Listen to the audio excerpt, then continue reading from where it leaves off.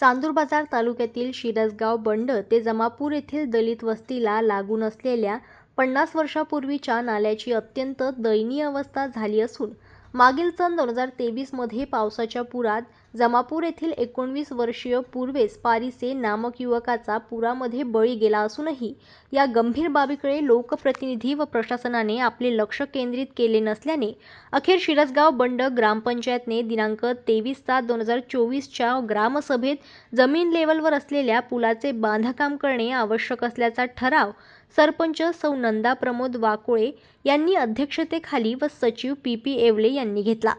ग्रामपंचायत सदस्य सौ शीतलताई दीपक पाटील व अनुमोदक अस्माबानो मोहम्मद मुदस्सीर यांच्यासह या ठरावाला सर्व सदस्यांनी अनुमती दर्शविली। जमापूरच्या दलित वस्ती लगत असलेल्या या नाल्यावरून नागरिकांना तसेच शालेय विद्यार्थ्यांना दररोज येणे-जाणे करावे लागते।